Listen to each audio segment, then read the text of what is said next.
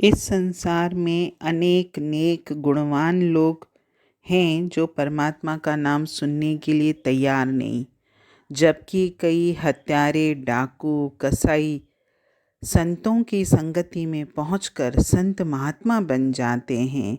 अगर हम ग्रंथ शास्त्र उठा के देखें या इतिहास पर दृष्टि डालें तो हमको ऐसे कई उदाहरण मिल जाते हैं। ऋषि वाल्मीकि का जो जीवन अगर हमने पढ़ा है तो ऋषि वाल्मीकि पहले ऋषि नहीं थे, वो एक डाकू थे। जब उन्होंने संतों का संग किया, संतों की वाणी सुनी, तो कैसे उनका जीवन परिवर्तित हो गया और वो एक डाकू से ऋषि बन गए।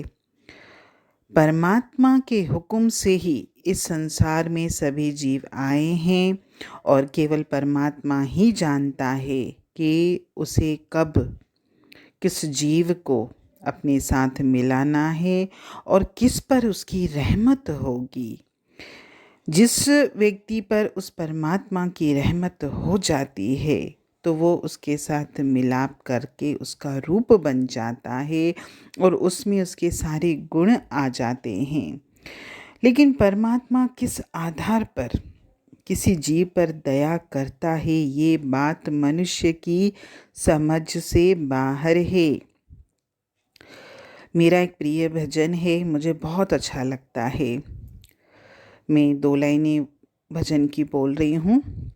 प्रभु जी रहमत है तेरी, मुझ पे भी तरस है आया, हे कौन सा वो गुण मेरा, दातार जो तुझको भाया, हे कौन सा वो गुण मेरा, दातार जो तुझको भाया।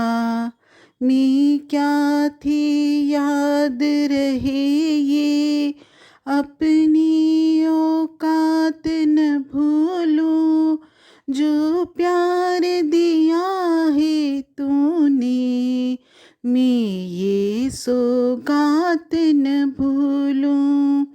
मैं क्या थी याद रहे ये, अपनी औकात न भूलूं, जो प्यार दिया है तूने, मैं ये सौगात न भूलूं। मुझ अज्ञानी पापी को तूने संगत में है बिठाया, हे कौन सा वो गुण मेरा, दातार जो तुझको भाया। प्रभु जी रहमत है तेरी, मुझ पे भी तरस है आया, हे कौन सा वो गुण मेरा, दातार जो तुझको भाया। और ये सही भी है, जिसके ऊपर उस प्रभु की रहमत होती है वही इस काबिल बनता है और उसका रूप बन जाता है। जिस प्रकार सूर्य की किरण सूर्य में मिलकर तथा सागर की बूंद सागर में समाकर उसका रूप हो जाती है, इसी तरह आत्मा की ज्योति परमात्मा की परम ज्योति में समाकर उसका रूप बन जाती है। मिट्टी में मिली पानी की बूंद सूर्य की तपिश से भाप बनकर बादलों में समा जाती है या नदी में मिलकर समुद्र में समा जाती है। सूर्य की किरण केवल देखने में सूर्य से अलग लगती है, वास्तव में वह हमेशा सूर्य का अंग होती है।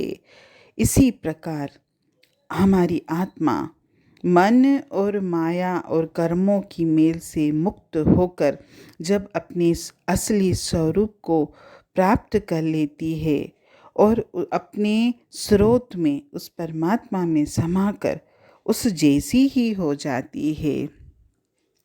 हमारी आत्मा परमात्मा के वियोग की तपन में जल रही है। वो परमात्मा से मिलाप के लिए प्रार्थना करती है कि मेरे अंदर प्रभु भक्ति का, नाम की कमाई का गुण पैदा हो जाए, ताकि मैं तुझे अच्छी लग सकूं। हे परमात्मा, मुझ पर दया कर, मेरे अंतर में ये गुण दे कि मैं तुझसे मिलाप करने के लिए व्याकुल हूँ। मैं तेरा रूप बनना चाहती हूँ। अभी तो मैंने मन और माया का संग करके अपने आप को मेला कर दिया है। अब मैं तेरे मिलाप के लिए लायक नहीं हूँ। हे परमात्मा, मुझ पर दया कर, मेरे ऊपर रहमत कर, मेरे ऊपर मेहर कर। और ये प्रार्थना जब हमारी आत्मा करती है, तब कहीं न कहीं मेरे अंतर में जो विराजमान है, उस तक वो आवाज़ पहुँचती है। वैसे भी अगर हम अपनी बल बुद्धि से परमात्मा को प्राप्त करना चाहें, तो हम कभी भी उसको प्राप्त नहीं कर सकते। जब तक उसका हुक्म नहीं होगा, जब तक वो हमारी आत्मा को अपने मिलाप के काबिल नहीं मानेगा, जब तक उसकी हमारे ऊपर दया मेहर नहीं होगी, तब तक हम उसको प्राप्त कर भी नहीं सकते। हम उससे मिलाप कर भी नहीं सकते, ना ही हम उसमें समा सकते हैं। हम तो बार बार जन्म मरण के चक्कर में आएंगे और इस संसार में आएंगे जाएंगे, आएंगे जाएंगे और इसी चक्र में घूमते रहेंगे। हरि ओम।